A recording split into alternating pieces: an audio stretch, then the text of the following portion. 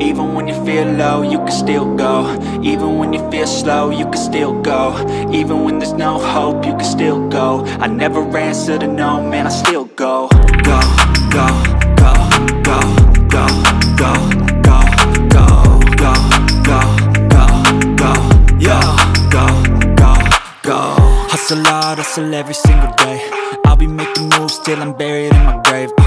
To the system, I don't wanna be a slave. I've been doing shit my way, or the highway. And in the driveway is a nice range. Cause I grind through the climb, I invite pain. You'll never hear me, bitch, nah, I don't complain. Just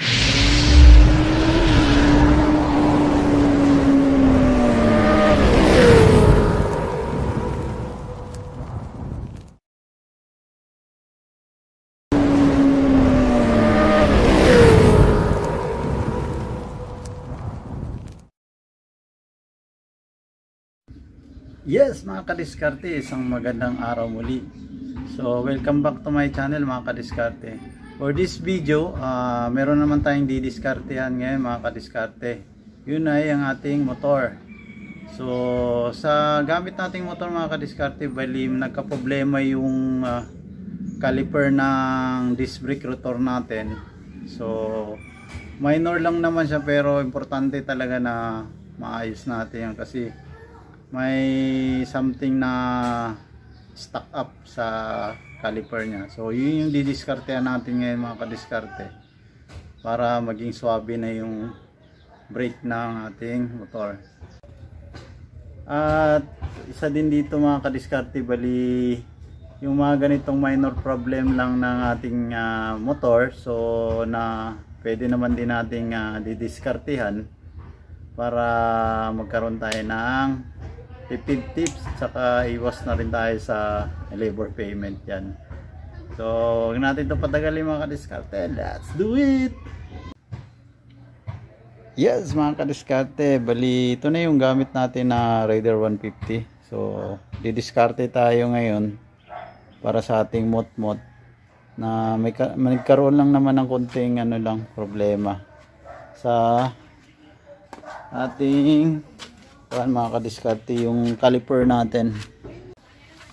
So ito, mga kadiskarte, yung minor problem natin na possible na magiging big problem siya pag hindi natin naagapan or kung hindi natin didiskartehan itong caliper para sa disc brake natin.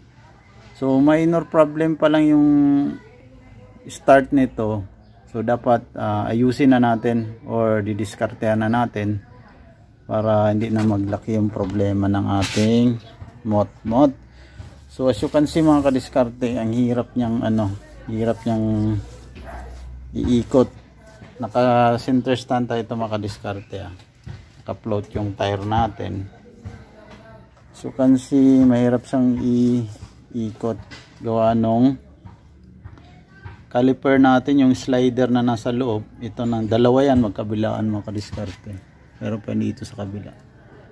So stuck up na siya. So possible nangyari nito yung mga dumi nito sa disc brake rotor or dito sa caliper mismo. Pumapasok na yan dito sa ito, yung slider na to. Pumapasok na yan dyan sa loob.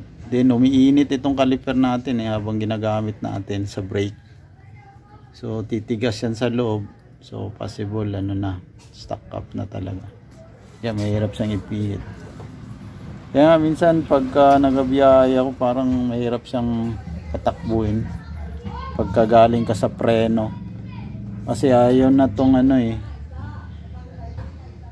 ayaw na siyang mag-play, gawa ng stuck up na Kung gagawin natin to, mga kadiskarte, luluwangan na lang natin to. Isang mabilisang diskarte. Bali yung iba kasi tinatanggal pa yung gulong, yung kadena, saka yung caliper, saka yung bracket. So matagalan yun.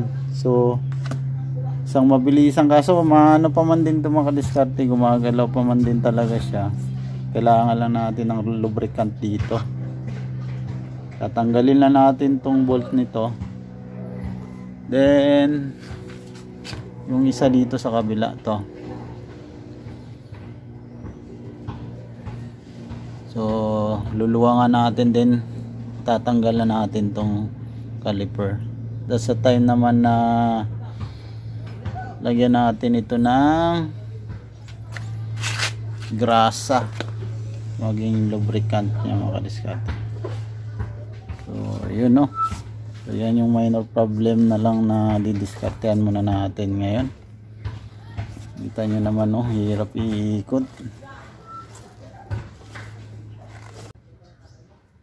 Really, pagka ganito kasi mga kadiskarte, yung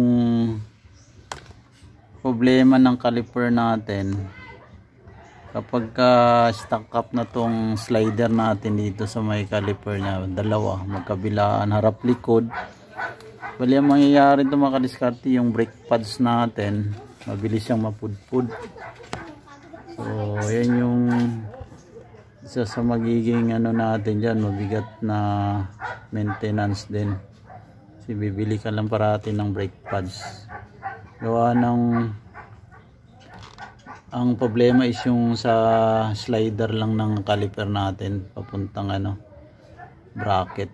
So dapat may play ito mga kadiskarte, itong may rubber dito banda. So tigas pa rin talaga, ayaw talaga mag ano, play. So gagawa na lang muna natin ng diskarte. So kaya naman natin to, para tipid tips lang tayo ito mga kadiskarte. So start natin mga kadiskarte. So ito mga kadiskarte, mag lubricant muna tayo dun sa mga screw or bolt na tatanggalin natin, para may katigasan na rin kasi. So kailangan muna natin ng lubricant. Spray lang natin, then mamaya pag malambot na yan, tirahin na natin yan. Bali yung mga tools na gagamitin natin dito sa pagtanggal ng bolt dito mga kadiskarte is number 12, para dito sa nut na to, sa likod na part. Ito na mga kadiskarte, tatanggalin na muna natin.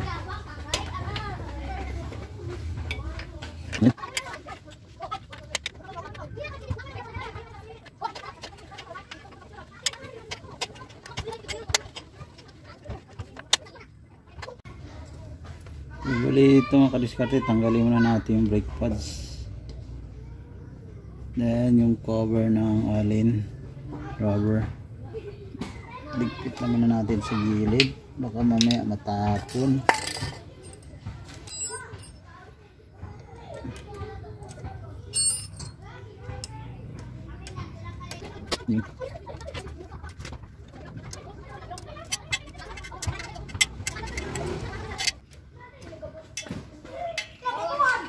Yun, tanggal na rin.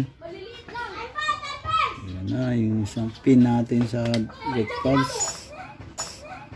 Then yung clip naman ito mga kadiskarte.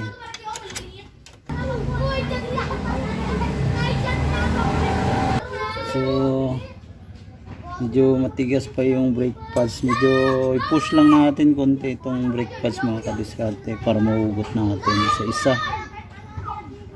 Kasi yung piston dito hindi na babalik, kailangan natin i-push. Pansin natin yung hydraulic oil natin dyan, aangat yan, oh. Push natin yung piston. Yun ang mga kadiskarte.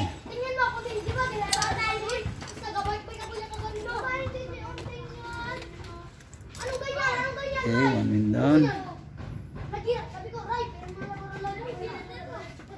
Pads natin.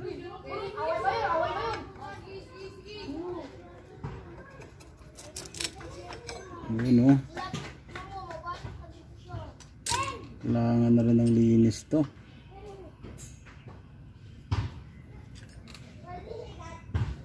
Brake pads natin. May spacer pa siya dito, yung pagkabili ko. Kailangan natin tanggalin yan. Kasi kinakalawang na. Pwede naman din wala ito.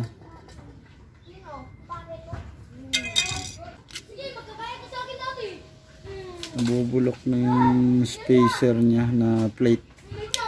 Kailangan na natin itong tanggalin.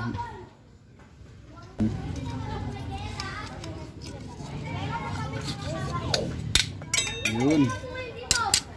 Lihain na natin ito mamaya para malinis na yung ano, yung likod na part ng brake pads natin. Ito nga kadiskarte, isa na lang na problema natin sa caliper, yung nasa front na lang na bolt yung tatanggalin natin. Bali ang gagawin nating diskarte is ito, mahugot naman siya dito para labas sa tambutso na side, hilain.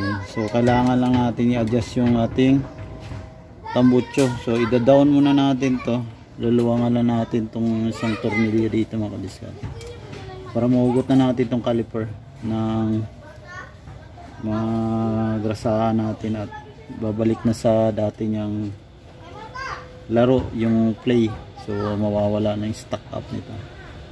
Ito lang mga kadiskarte, luwangan na natin to para mahugot natin yung caliper.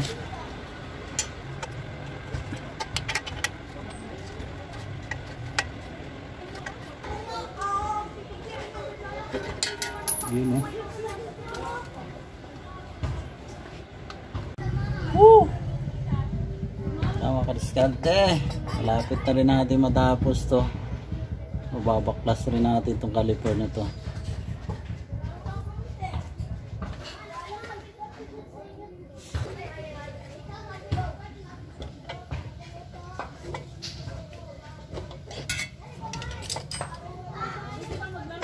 Yun. Tanggal na rin mga kadiskarte sa wakas. Yun, oh.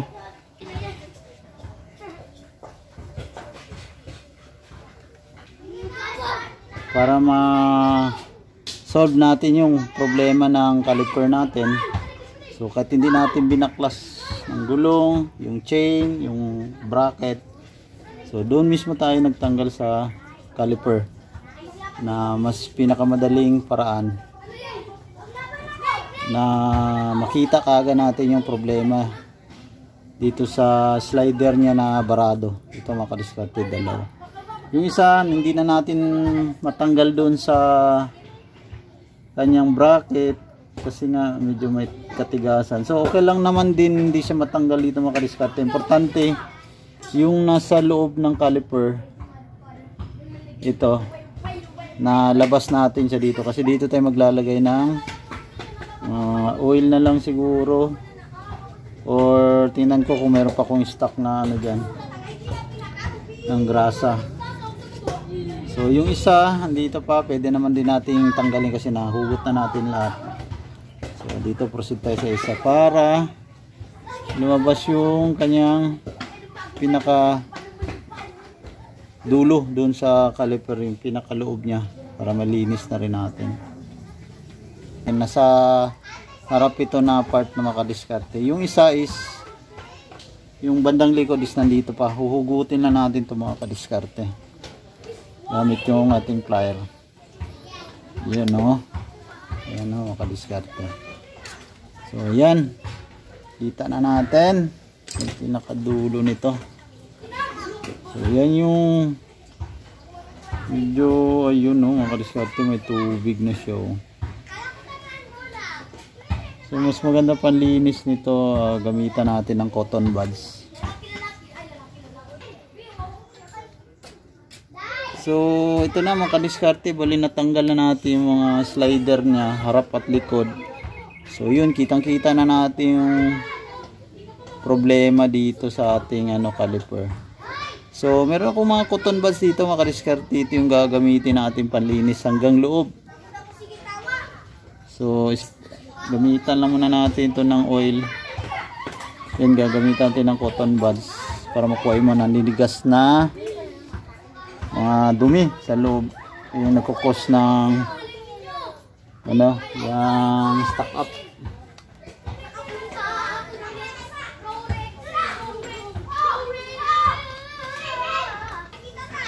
So ito mga kadiskarte, meron ditong ginagamit ko ito pang chain sa kadena, panglinis. Itong oil na to is galing ito yung sa pang sa makina yung pangnahi, Yun ang ginagamit ko dito kasi malabnaw lang ito mga kadiskarte, hindi siya malapot na oil. So ito yung pinapanlinis ko kadalasan sa kadena. So try natin ito dito. Then iko-cotton buds natin para maglambot. Dino.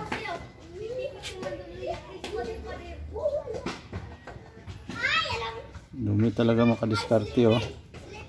As you can see yung dumi sa loob, naninigas. So ilagyan na natin ng Singer oil para maglambot siya sa loob. So yan yung pinakamagandang ano dito. Gamit natin. Cotton buds na lang yung diskarte natin dito.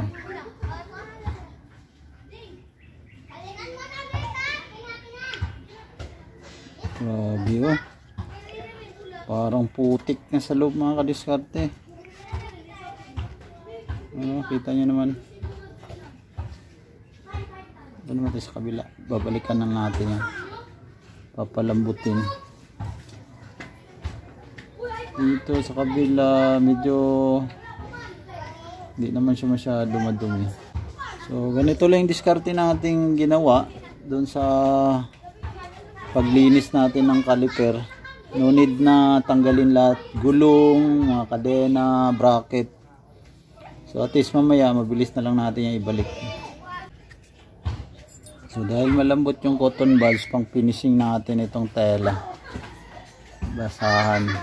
Then kailangan ng maliit na pang tusok. Yun o.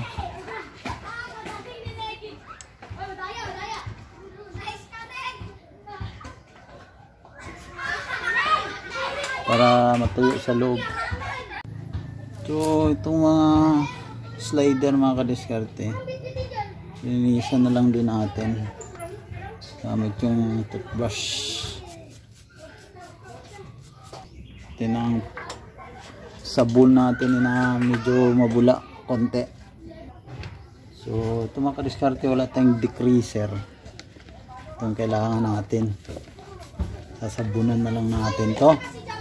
Kasi mga dumi lang naman ito mga kadiskarte.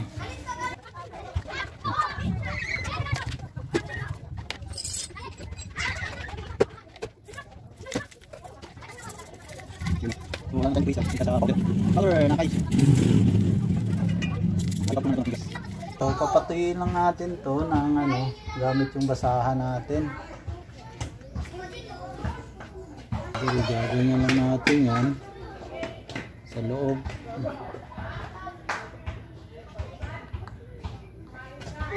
Malinis na malinis na. Meron lang kayong mga ganitong mga diskarte. Kaya natin yung linisin hanggang loob yan. Ganito lang yung mga kadiskarte oh. Yun oh, ganyan lang. Tutuyuin lang natin sa loob kasi nagsabon tayo ng ano eh, dumi. Pa may naiwan pa mga kunting basa. Para mamaya tuyong tuyo na, gagrasa na lang tayo. Yes mga kadiskarte. So ito, napatuyo na natin yung caliper. So ready na rin yung ating synthetic grease yung ginamit dito mga kadiskarte. Well, ito pa rin yung ginagamit ko sa bearing ng mountain bike ko pag may maintenance din ako. So mas maganda rin ito kasi ano, magandang brand nito mga kadiskarte, top 1 na synthetic grease. So apply na natin ito mga kadiskarte. Bali lagyan natin dito sakto lang din, hindi siya masyado madami para hindi naman din siya magbara. So, pang lubricant lang, konti lang mga kadiskarte.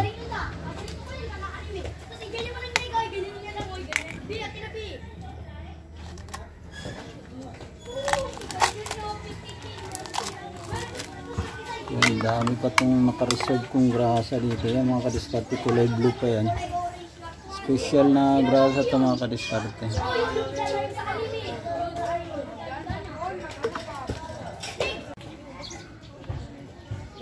Bali dito na part mga kadiskarte yung ano natin sa bandang harap. slider niya na nakakabit sa bracket ng caliper, lagyan din natin to.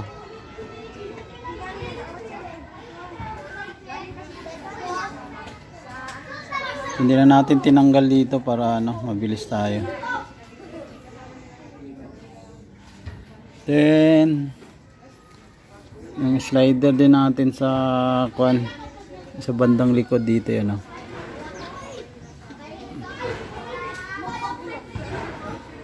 Then dito na part, lalagyan din natin to. Yung dalawang yung dalawang butas na ito mga kadiskarte. Ito at ito. So ito mga kadiskarte, kunti lang din. Pagpanungkit para mapasok natin sa loob. Gagamitin na lang natin yung Allen wrench natin. Yan o.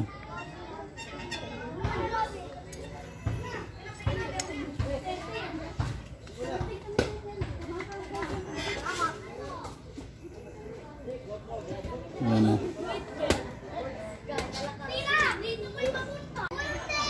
So before natin pambalik yung mga gamit, mga natinanggal natin mga kadiskarte, lilinisan na lang din natin. Balito yung clip ng brake pad natin. Yan, lilinisan na lang din natin to.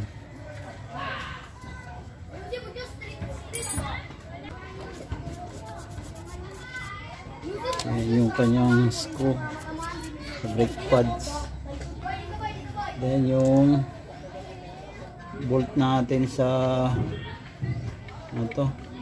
tambutso dito galing, medyo may kalawang na rin. So ito mga kadiskarte, yung slider natin na bandang likod, try natin muna siyang ipasok. Tingnan natin kung may play siya. Pipisilin lang natin yung mga kadiskarte.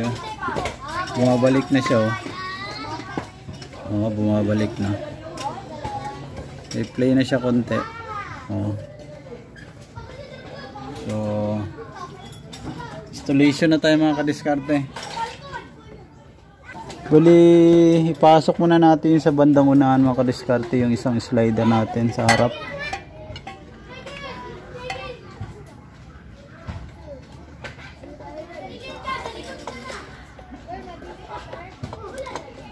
Yun.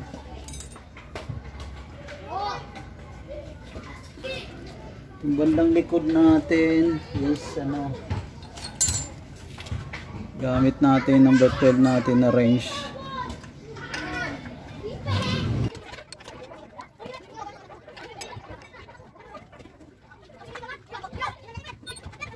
So ayan na mga kadiskarte, bali napasok na natin yung slider natin doon sa harap, saka tong sa likod. So as you can see mga kadiskarte, ito na part yung slider natin sa likod. Pag i-press natin itong caliper, yan maggagalaw yan kasi may play na yan nalinis na natin. Yan aatras yan, abante. Yan may movement na. Yan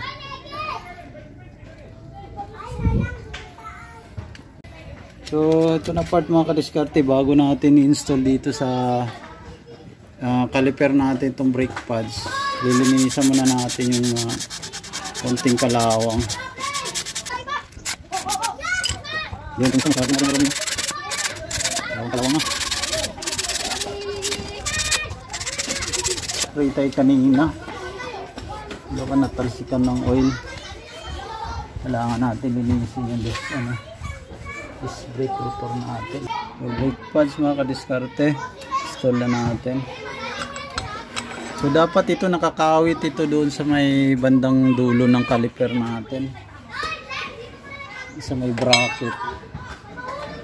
Kapain lang natin yan. Then itong pangalawang brake pad natin, yung inner part, so dapat ito nakakawit din doon sa yung Allen wrench na bolt natin kanina.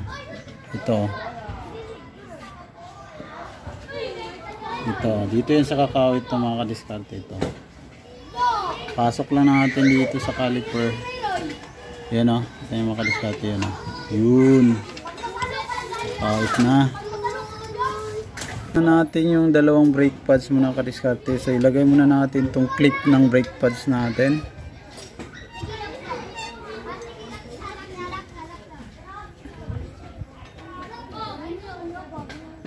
Ayun o. Then yung kanyang bolt sa dalawang brake pad.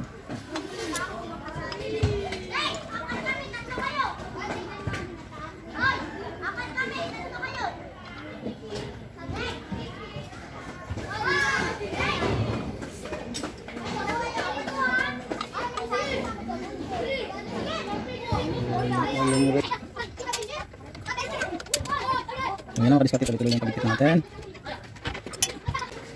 Yun. Then balik naman natin yung rubber.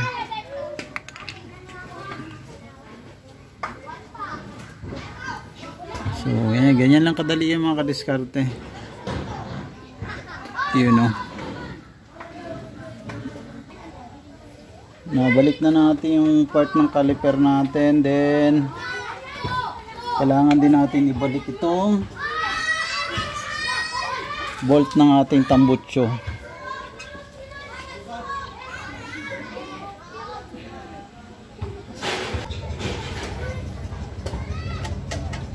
Yung washer, yung nut.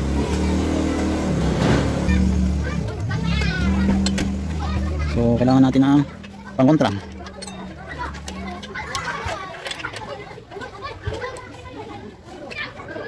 Yung 13. Yun. Wala ka pa.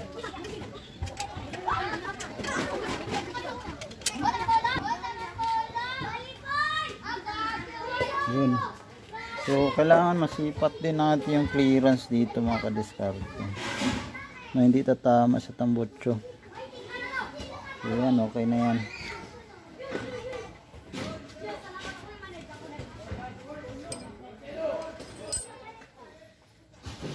Then try natin i-preno mga kadiskarte. Kasi ito, yan o, ano na, may play na siya. Di katulad dati kanina. Medyo matigas sa ikot. So try muna natin.